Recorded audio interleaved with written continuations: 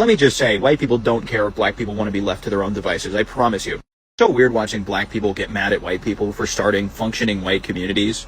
It's like, you know how happy we'd be to see black people start a functioning black community? Like, we would leave you to it. We would be, oh my goodness, good for you guys. Wow, so not only are you dumb and uneducated and a bigot, you're also inefficient, because that was a lot of words to say. I'm a white supremacist and I'm okay with it. Let's talk about the history of white people just accepting black communities. 1873, Colfax, Louisiana. White mobs murdered 150 black men who were defending a Reconstruction era form of government, and it was a coup to seize political power away from black residents. 1898, Wilmington, North Carolina. White mobs overthrew the multiracial city government and then slaughtered dozens of black families and burned down their businesses. 1910, Slocum, Texas. White mobs attacked a prosperous black farming community out of racial and economic resentment, killed dozens, forced the survivors to flee, and stole their land. 1912, Forsyth County, Georgia. After a false rape allegation, white mobs terrorized and expelled all of the black residents, forcing those survivors to flee, and then seized their land and homes and redistributed it to a white community.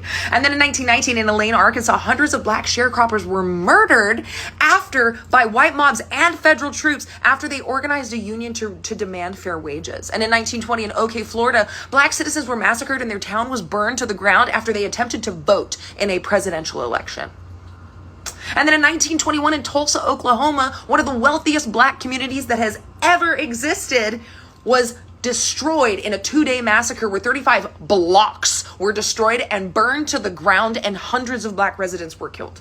And then in 1923 in Rosewood, Florida, a self-sufficient black town was annihilated by white mobs after a false accusation, and survivors never could return. 1943 in Detroit, Michigan, racial tensions over housing and jobs, does that sound familiar, led to a deadly riot in which black neighborhoods were destroyed by law enforcement.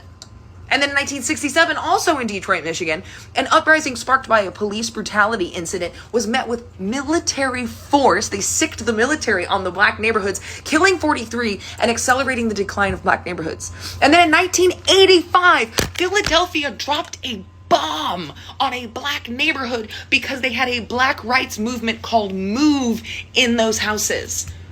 A peaceful liberation movement, and Philadelphia bombed it. And then you throw this little racist tidbit in there. I would feel solidarity and pride with a 95% low crime, high productivity black city, or several in the United States. Because the implication here is that black people shouldn't have their own neighborhoods because it'll be riddled with crime, even though that doesn't address over-policing and poverty. And there's no white neighborhood that has a 5% crime rate, even though you're trying to paint white people in this amazing good light. You're a white supremacist, because the rest of us white people who are pissed about whites only residences are the people who aren't racist pieces of shit. You can't connect the dots if you don't know where the dots fucking are. Think before you speak. Guys, I am so fucking pissed and heartbroken. I was scrolling through TikTok. I came across a video. So apparently here in Midlothian, which is about an hour from me in Fort Worth, a black family was attacked. There was a person that showed up at their house August 12th at 1 a.m. when everybody's asleep, doused their front door, the garage, the front of the house with gasoline, and then set it on fire. I'm going to tag the original poster below, but apparently she and her family have been harassed since they moved into this community. When they first moved in, someone left stuffed monkeys on their porch. Like, seriously, people? When her daughters go to the community pool, they are harassed and called racial slurs. They have filed multiple complaints with the HOA, and HOA hasn't done a damn thing. And this is a really nice neighborhood. I refuse to believe that not one motherfucking person on that street has video footage of what went on. It's 2025, and the fact that crimes are still going on that have to do with race is fucking mind-blowing to me. Why so much hate over a difference of skin tone, a difference of culture, a difference of who the people love? Why? I don't fucking get it. It angers me so much. It literally brings me to tears. I'm not really tech savvy, but I'll try to pin the video right here. I will tag the original poster, share her stuff. Let's get this person to pay for their crime. Let's get this family justice, because that is freaking insane that things like this are still happening. To that family, I am so sorry. I can't imagine having to live in fear. To the HOA, shame on you for being complicit on racist hate crimes.